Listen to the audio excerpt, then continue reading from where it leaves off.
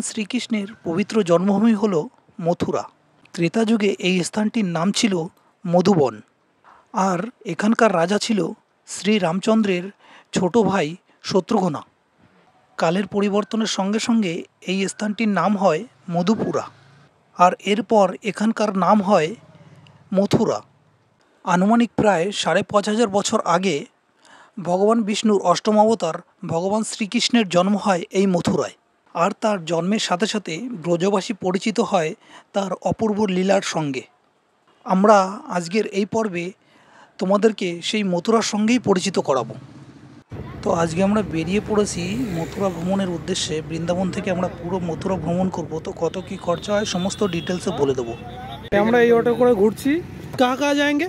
आज हम लोग जाएंगे आपका पागल बाबा मंदिर, बिरला मंदिर, जन्मस्थल, गोकुल, रमन रेती और द्वारकाधीश मंदिर। ঠিক আছে। আর এটা হচ্ছে আমাদের অটো। আর দাদা বলেই দিল আমরা কোথায় কোথায় ঘুরতে যাবো সব কিছু। আচ্ছা চলো, এখন আমরা পাগল বাবা মন্দিরে যাচ্ছি।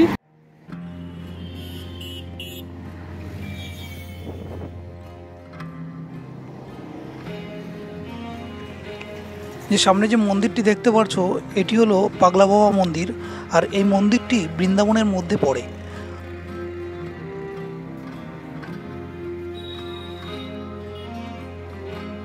যেহেতু আমরা বৃন্দাবনে রয়েছি আর বৃন্দাবন থেকে আমরা মথুরা দর্শন করব, আর মথুরা যাওয়ার সময় বৃন্দাবনের এই মন্দিরটি রাস্তার উপরেই পড়বে। এই কারণে আমরা এই মন্দিরটি দেখে আমরা তারপর মথুরায় যাব। আমরা চলে এসেছি পাগল বাবা মন্দিরে। তো চলো এখন পুরো সম্পূর্ণ মন্দির ঘুরে দেখাবো। আর এটা হলো বৃন্দাবনের একটা মন্দির।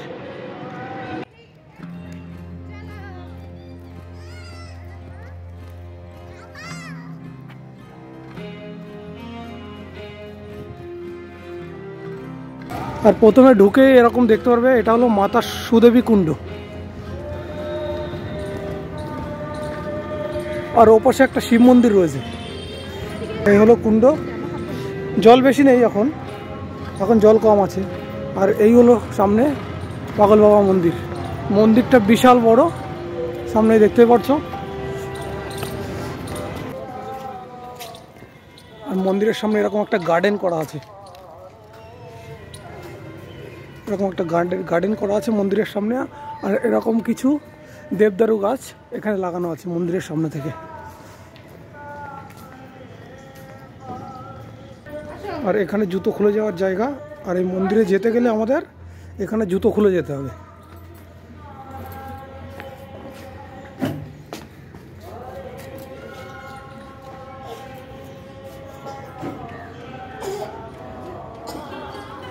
আর এটা হলো লীলানন্দ ঠাকুরের সমাধি মন্দির। ওটা পরে দেখছি, আগে আমরা মূল মন্দির থেকে ঘুরে আসি চলুন।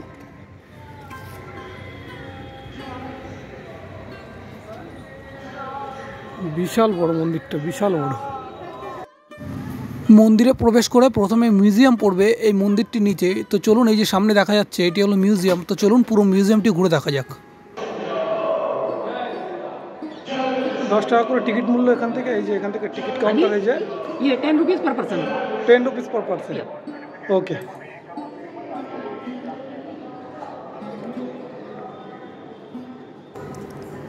প্রথমে ঢুকেই ডান দিকে আমরা দেখতে পারবো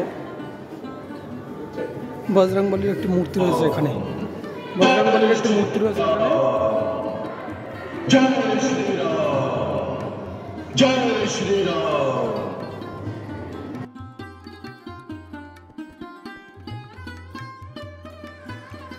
শ্রী রামলীলা দর্শন।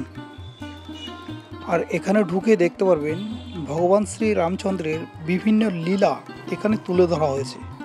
আর এটি হলো একটি মিউজিয়াম। এখানে ঢুকতে আপনাকে 10 টাকা দিতে হবে।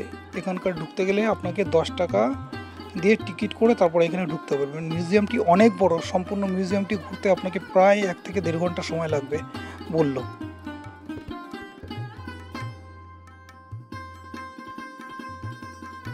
মিউজিয়ামটা সত্যি খুব ভালো লাগবে। দেখো সামনে দেখতেই পাচ্ছ ভগবান শ্রী রামচন্দ্র ও মা সীতার বিবাহ কাহিনী এখানে তুলে ধরা হয়েছে। আর এখানে দেখা যাচ্ছে দশরথের কাছে থেকে রাম সীতা বনবাসে যাওয়ার আগে আশীর্বাদ নিচ্ছে। আর এখানে বনবাসে থাকাকালীনের একটা সিন তুলে ধরেছে। এখানে দেখা যাচ্ছে রাবণ সীতাকে হরণ করে নিয়ে যাচ্ছে। এখানে দেখা যাচ্ছে একটি বেদনাদায়ক কাহিনী যে রাবণ জটায়ুর ডানা কেটে দিয়েছে। এরকম পুতুলের মাধ্যমে বিভিন্ন কাহিনীর দ্বারায় রামায়ণের দৃশ্য এখানে তুলে ধরা হয়েছে, দেখতেই পারছো। তো চলুন এবার অন্যদিকে যাওয়া যাক এখান থেকে।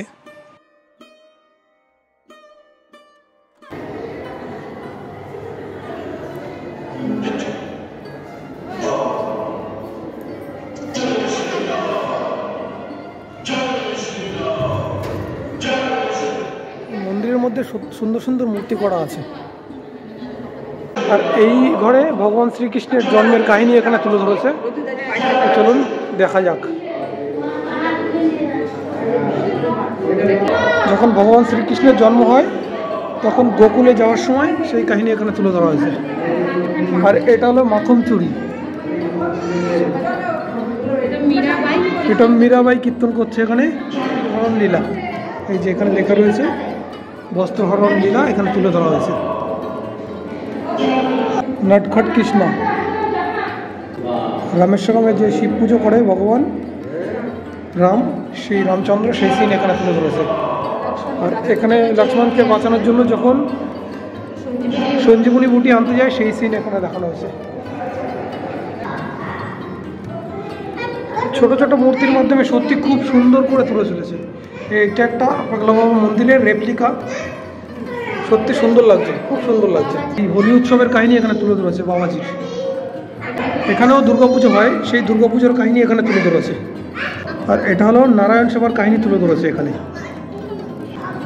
আর এখানে বাবাজির কীর্তন করার কাহিনী তুলে ধরেছে।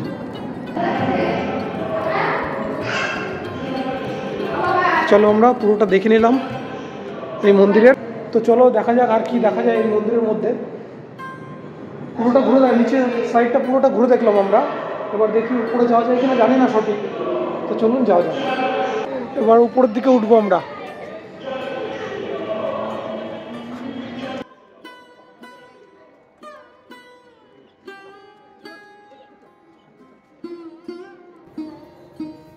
এই যে উপর থেকে ভিউটা এরকম লাগে এই জায়গাটার।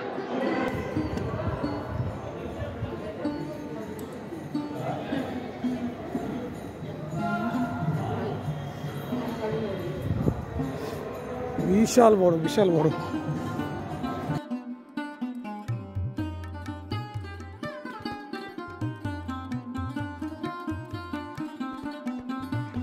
তো দেখতেই পারছো মন্দিরের ভেতর ভগবান শ্রীকৃষ্ণ ও রাধারানীর একটি সুন্দর একটি বিগ্রহ রয়েছে। তো সেকেন্ড ফ্লোরে দেখতে পাচ্ছ এটা রয়েছে বিগ্রহ। তো চলো এবার আরও উপরে যাওয়া যাবে মন্দিরের, ওইদিকে যাই। আমরা আস্তে আস্তে উপরের দিকে উঠি। চলুন এবার উপরের দিকে গিয়ে আপনাদেরকে সেই বিগ্রহগুলো দেখাবো।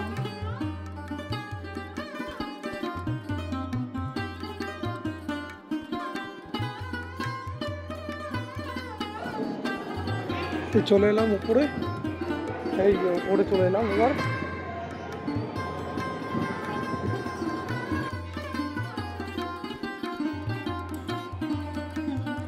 তো চলে এলাম এবার ওপর তলায়।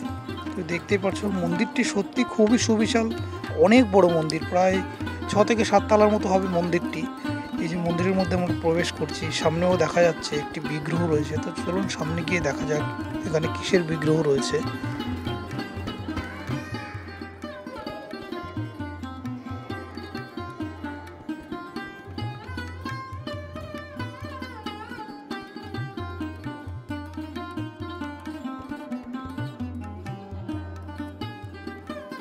ভগবান শ্রীকৃষ্ণ ও বলরাম তাউ, ভগবান শ্রীকৃষ্ণ ও বলরামজি। এবার চলুন আবার উপর দিকে যাব। এখনও অনেক মূর্তি রয়েছে মন্দিরে, বিভিন্ন রকম দেবদেবীর মূর্তি রয়েছে। তো চলুন যাওয়া যাক, এখানে দেখি কোন ভগবানের বিগ্রহ রয়েছে এখানে। চলুন সামনের দিকে যাওয়া যাক, দেখা যাক।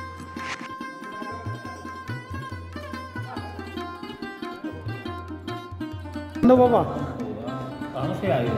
हम कलकत्ता। हाँ, क्या करना है, घर में राजा, बाहर राजा। हाँ, ऐसा है ये। फोटो खींच लो। नंद राजा, भगवान श्री कृष्ण और यशोदा माँ।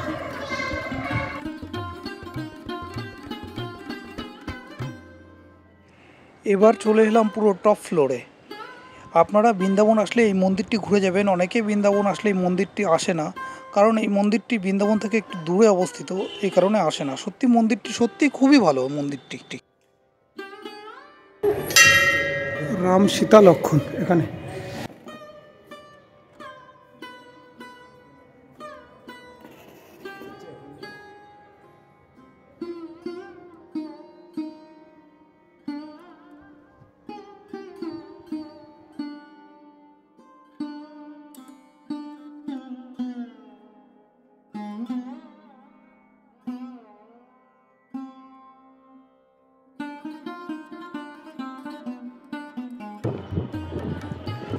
এটা হলো বৃন্দাবন। দেখুন বৃন্দাবন শহরটা পুরো দেখা যাচ্ছে এই পাগল বাবা মন্দির থেকে।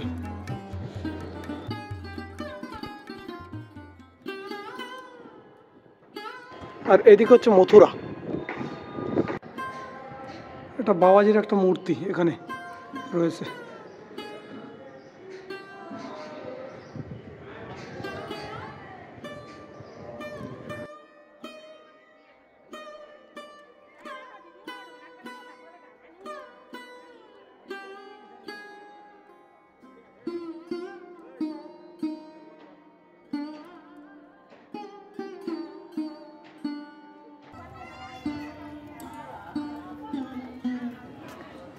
এবার চলে এলাম দেবাদিদেব মহাদেবের মন্দিরে, যিনি স্বয়ং নিজেই পাগল এবং সকলকে পাগল করে রেখে দিয়েছে। দেখুন এই সামনেই বিগ্রহ দেখা যাচ্ছে।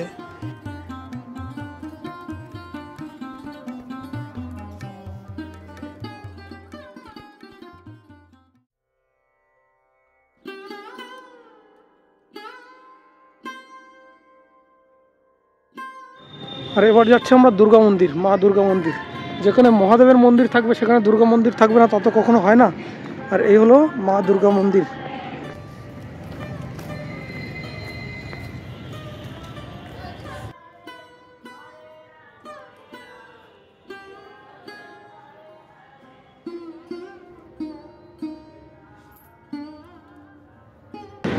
এবার আমরা যাব বিড়লা মন্দির।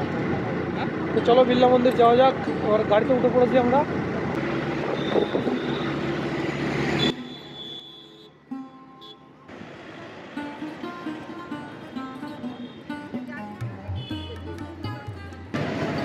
তো এবার চলে এলাম আমরা বিড়লা মন্দির। এই যে সামনে বিড়লা মন্দির দেখা যাচ্ছে। তো চলো বিড়লা মন্দির যাওয়া যাক। তো দেখতেই পাচ্ছ সামনে, এটি হলো এই মন্দিরের মূল প্রবেশদ্বার। তো চলুন প্রবেশদ্বার দিয়ে ভেতরে প্রবেশ করি এবং ভেতরে প্রবেশ করে আপনাদের সমস্ত মন্দির আমরা ঘুরে দেখাবো। তো চলুন যাওয়া যাক। আর প্রবেশদ্বার থেকে প্রবেশ করার সঙ্গে সঙ্গে দেখতে পারবেন বিড়লা মন্দিরের চূড়া দেখা যাচ্ছে, ওই দূরে দেখা যাচ্ছে বিড়লা মন্দিরের চূড়া। আর এখানে অনেক দেখবেন কেনাকাটি করার দোকানও আছে, এই যে কসমেটিক্সের দোকান, এছাড়া মেয়েদের লেহেঙ্গা, মেয়েদের চুড়িদার, বিভিন্ন রকম দোকান আছে। আর এই বিড়লা মন্দিরটি দেখতে পাচ্ছেন খুব সুন্দর একটি বিড়লা মন্দির। এরকম একটি বিড়লা মন্দির আমাদের কলকাতায়ও আছে, খুব সুন্দর, সেটিও খুব সুন্দর বিড়লা মন্দির। আর যদি আপনারা কলকাতায় আসেন বা কলকাতায় থেকে থাকেন, সেই মন্দিরটিও ঘুরে আসবেন, দেখবেন আপনাদের খুব ভালো লাগবে। আর ওই বিড়লা মন্দিরের ভিডিও আমাদের চ্যানেলে দেওয়া আছে, আপনারা পারলে ওই বিড়লা মন্দিরের ভিডিও দেখে আসতে পারেন। আর চলুন এবার এই বিড়লা মন্দিরের ভেতরে প্রবেশ করা যাক। তো চলুন ভেতরের দিকে যাচ্ছি আমরা এখন। আর যেহেতু ভেতরে ক্যামেরা অ্যালাউ নেই, তাই আমরা ভেতরে যে বিগ্রহ রয়েছে সেই বিগ্রহ দেখাতে পারবো না। তো চলুন বাইরে বেরিয়ে আবার কথা হবে আপনাদের সঙ্গে। এই মন্দির থেকে বেরিয়েলাম। বেরানোর পর এই যে এখানে দেখতে পারবেন গীতা দণ্ড আছে এখানে একটা। এখানে গীতার শ্লোক লেখা আছে, গীতার সমস্ত শ্লোক লেখা আছে।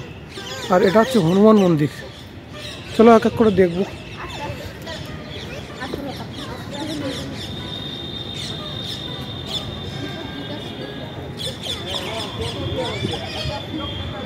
আর এখানে সব গীতার শ্লোক লেখা আছে।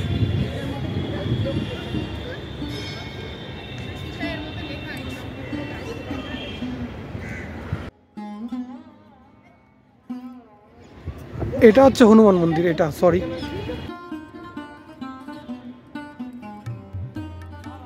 এটি বিড়লা মন্দির নয় শুধু, এটি গীতা মন্দিরও বলে থাকে অনেকে। যেহেতু এই মন্দিরের গায়ে বিভিন্ন জায়গায় গীতার শ্লোক লেখা আছে খোদাই করা, সে কারণে একে গীতা মন্দিরও বলে থাকে অনেকে।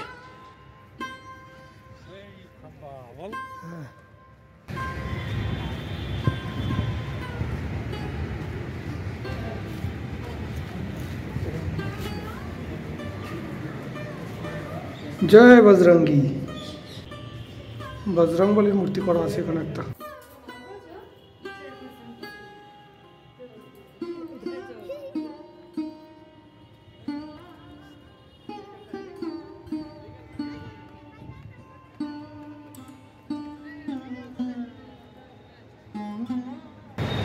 দশ ফুটের মতো হবে এই ঘোড়াটা। আর এখান থেকে বিড়লা মন্দিরটা এরকম লাগছে, সত্যি খুবই সুবিশাল মন্দিরটা।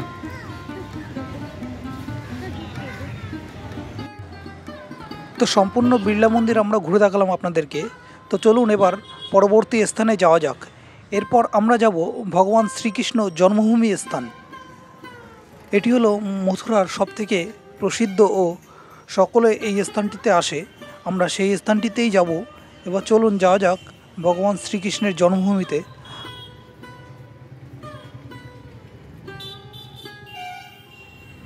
মথুরা বা বৃন্দাবন ভ্রমণের সময় আপনারা ভগবান শ্রীকৃষ্ণকে শুধু মন্দিরে নয়, রাস্তাতেও দেখতে পারবেন এরকম।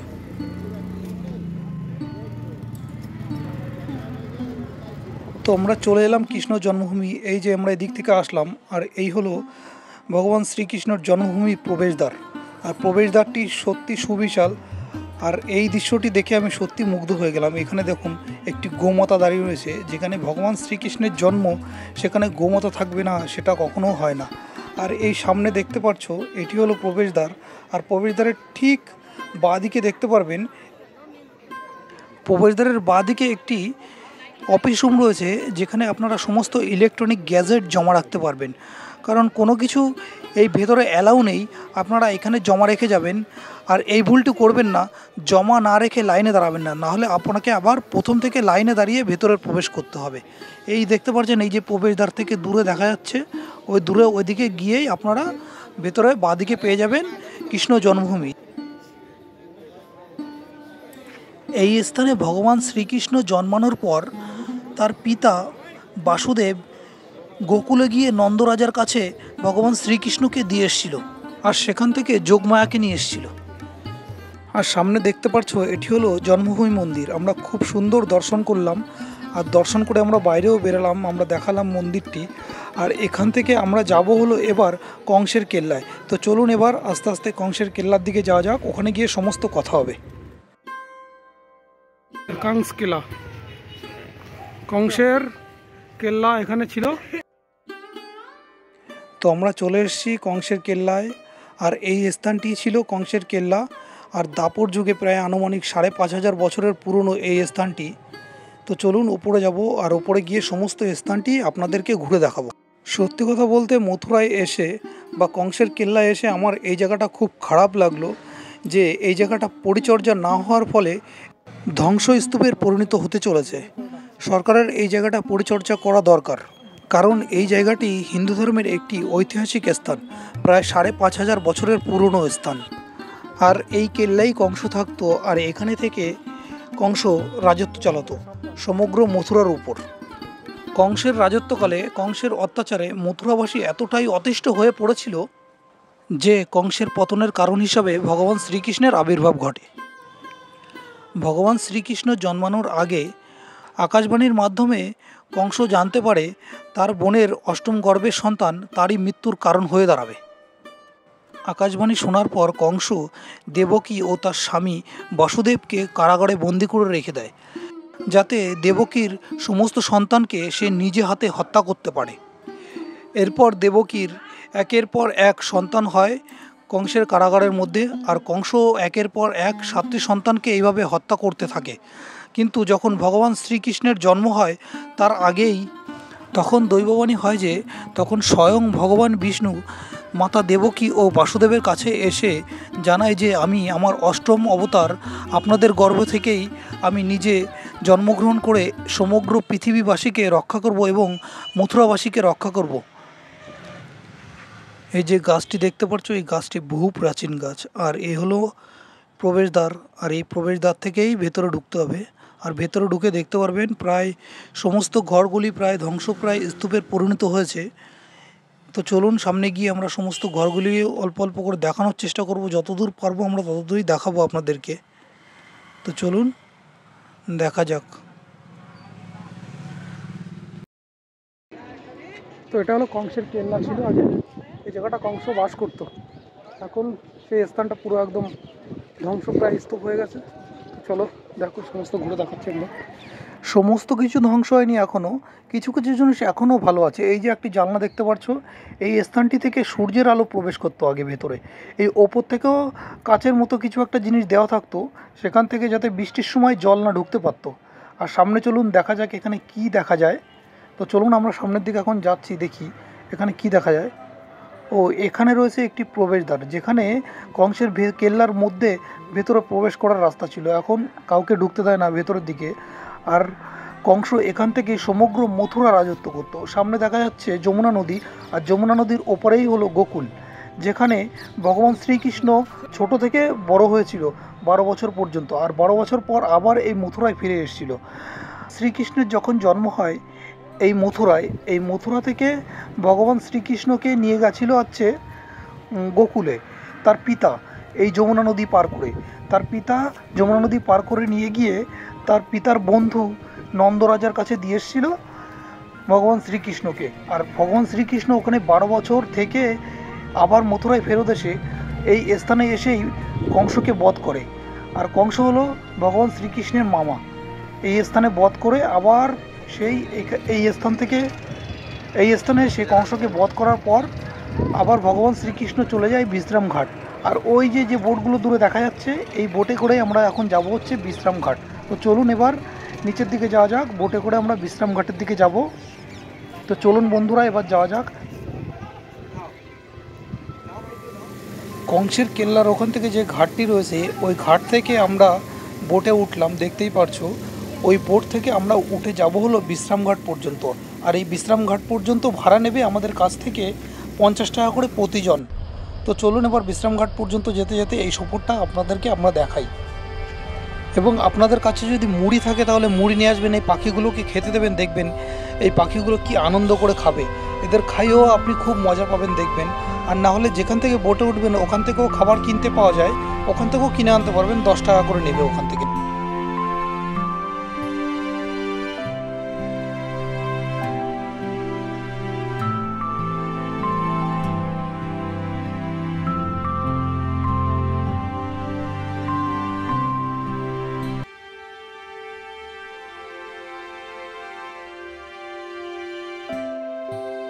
তো আমাদের দেখতেই পাচ্ছ এই যে বিশ্রাম ঘাটে আমাদের নামিয়ে দিল। এবার আমরা যাব হলো বিশ্রাম ঘাট, যেখানে ভগবান শ্রীকৃষ্ণ বিশ্রাম নিয়েছিল। ভগবান শ্রীকৃষ্ণর মামা কংসকে মারার পর এই বিশ্রাম ঘাটে বিশ্রাম নিয়েছিল। আর এটি হলো সেই বিশ্রাম ঘাটের প্রবেশদ্বার, দেখতেই পাচ্ছ। এই যে এই স্থান থেকে সোজা চলে গেলে দেখতে পারবেন, 1 মিনিটও লাগবে না, দেখতে পারবেন সামনে গেলে এই বিশ্রাম ঘাট। আর আমরা ওখানে নৌকা থেকে নেমে এই যে বিশ্রাম ঘাটে চলে আসলাম হাঁটতে হাঁটতে। তো চলুন বিশ্রামঘাটটি পুরো ঘুরে দেখাবো আমরা। তো দেখতেই পারছো চলে এলাম আমরা বিশ্রামঘাট। আর আপনারা পারলে বিশ্রামঘাটে বিকালের দিকে আসবেন। আর এখানে সন্ধ্যা আরতিটা সত্যি খুব সুন্দর হয়। আমি দেখতে পারলাম না, কারণ আমি দুপুরবেলায় এসেছি এখানে। আর এখান থেকে আমরা এখন ফিরে যাব, কারণ সকালবেলা বেরিয়েছি প্রায় 6টার সময় এই বৃন্দাবনের মথুরা দর্শন করতে। তো এই হলো মন্দির, আর এখানেই ভগবান শ্রীকৃষ্ণ বিশ্রাম নিয়েছিল। তো চলুন এবার আমরা ঘুরে দেখাই এই বিশ্রাম ঘাটটি। এটা হলো বিশ্রাম ঘাট।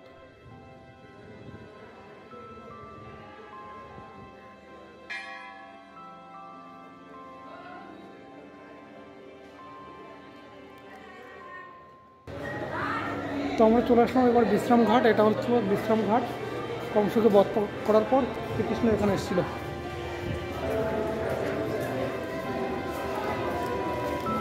বিশ্রাম ঘাটটা দেখতে শুনি।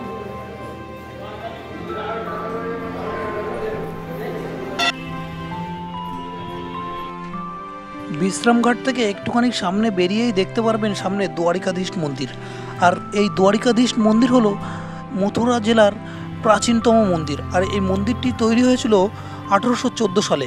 আর এই মন্দিরটি তৈরি করেছিল গোকুলদাস পারিক।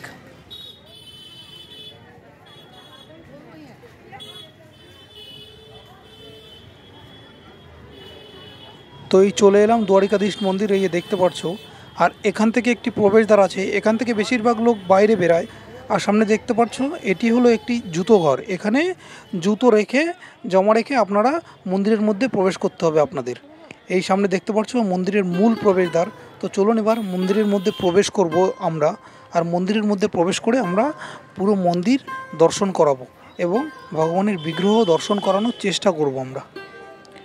ভগবান শ্রীকৃষ্ণ মথুরা ও বৃন্দাবনের সমস্ত লীলা শেষ করার পর যখন দ্বারিকায় চলে যায়, তখন গোকুলদাস পারিক এই স্থানে এই মন্দিরটি তৈরি করে।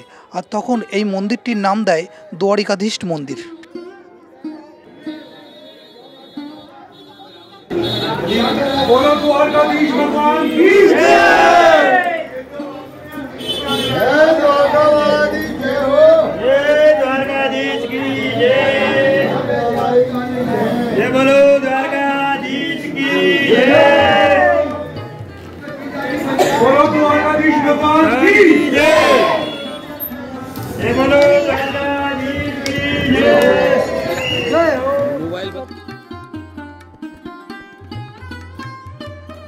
সামনে দেখতে পাচ্ছ এটি হলো দ্বারিকাধীশ মন্দির।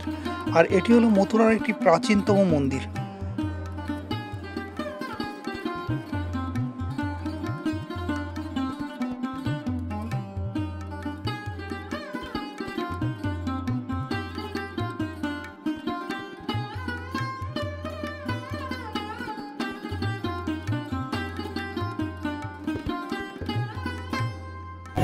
দেখো মন্দিরের ভিতরের বিগ্রহ, কি সুন্দর বিগ্রহ। তো এবার যাব হলো আমরা মথুরার একটি প্রাচীন মন্দির স্বামীনারায়ণ টেম্পল। আর এই হলো মন্দিরের প্রবেশদ্বার। আর চলুন ভেতরে প্রবেশ করি। এই মন্দিরের ভেতর স্বামীনারায়ণ টেম্পল এটা। আপনারা যদি শুধু মথুরা ঘুরতে চান তাহলে মথুরা ঘুরতে গেলে আপনাদের প্রায় 1200 টাকার মতো অটো ভাড়া পড়বে।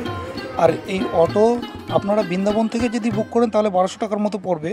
আর যদি মথুরা থেকে আপনারা মথুরায় থেকেই মথুরা ঘোরেন তাহলে ওই 700 থেকে 800 টাকার মতো পড়বে। আর এর সঙ্গে যদি গোকুল যদি করতে চান আপনারা তাহলে প্রায় 2000 টাকার মতো পড়বে বৃন্দাবন থেকে। আমরা বৃন্দাবন থেকে একসঙ্গেই করেছিলাম দুটোই। আর দুটো পর্ব আমরা একসঙ্গে দেখাতে পারলাম না, কারণ যদি একসঙ্গে দেখাতে যাই তাহলে ভিডিওটা অনেক বড় হয়ে যাবে। পরের পর্বটি আবার নিয়ে আসবো যে গোকুল পর্ব। আর এই চলুন এই স্বামীনারায়ণ টেম্পল, এই যে এই মন্দিরের ভেতরের বিগ্রহটা সত্যি খুব সুন্দর ভগবান শ্রীকৃষ্ণের। আর চলুন আমরা ভেতরে গিয়ে বিগ্রহটি দেখব। আর এখানকার সত্যি যে স্বামীজি আছেন তিনি সত্যি খুবই ভালো। আমাকে বলছিল যে ভেতরে ঢুকে ভগবানের বিগ্রহের ছবি নিতে ভেতরে ঢুকতে বলেছিল, কিন্তু আমি ভেতরে ঢুকিনি, কারণ সমস্ত জায়গায় ঘুরেছি এবং খাওয়া দাওয়া করেছি। নিরামিষ খেয়েছি অবশ্যই, কিন্তু তবুও মন্দিরের ভিতরে যাওয়ার আমার কোনো অধিকার নেই, কারণ বিগ্রহের সামনে আমি যেতে পারবো না খাওয়া দাওয়া করার পর। আর একটা জিনিস আপনাদেরকে বলি, এই কথাটা মনে রাখবেন যে বৃন্দাবন এসে আপনারা যখন ঘুরতে বেরাবেন তখন অটোওয়ালাকে ভালো করে কথা বলে নিয়ে বেরাবেন, কোথায় কোথায় ঘুরতে যাবেন সেরকম একটি চার্ট করে নিয়ে বেরাবেন, যাতে আপনাদের কোনো ঘুরতে অসুবিধা না হয়। এই অটোওয়ালাগুলো কিন্তু একটু কম ঘোরাবে, আপনাদেরকে যে যে জায়গা বলবে সমস্ত জায়গায় নিয়ে যেতে চাবেন না। আপনারা আগের থেকে সেই চার্টটি হাতে দেখাবেন যে এই জায়গায় ঘুরবো, আপনার কত কি পড়বে ভাড়া, সেরকমভাবে আপনারা ঠিক করে নেবেন। যেরকম আমরা যে সমস্ত জায়গায় ঘুরেছি সেই সমস্ত জায়গায় একটি চার্ট করে দিয়েছি, আপনারাও তেমনি একটি চার্ট করে নিয়ে আসবেন কোথায় কোথায় ঘুরবেন। যদি আমি যেরকমভাবে ঘুরলাম সেরকমভাবে ঘুরতে চান তাহলে প্রায় 2000 টাকার মতো পড়বে এরকম অটো ভাড়া। এর সঙ্গে আরও আপনারা গোকুলও ঘুরতে পারবেন, শুধু মথুরা নয়, এর সঙ্গে গোকুলও আপনারা ঘুরতে পারবেন। গোকুলায় কিছু কিছু জায়গা আপনাদেরকে ঘোরাবে। আর গোকুল পর্ব আমরা এখন নিয়ে আসতে পারলাম না, আমরা পরের পর্বে গোকুল পর্ব নিয়ে আসবো। তো আশা করি আমাদের এই পর্বটি ভালো লেগেছে। আর এই পর্বটি ভালো লাগলে আমাদের পাশে থাকবেন এবং কোনো অসুবিধা হলে কোথাও আমাদের কমেন্টের মাধ্যমে জানাবেন, আমরা উত্তর দেওয়ার চেষ্টা করব।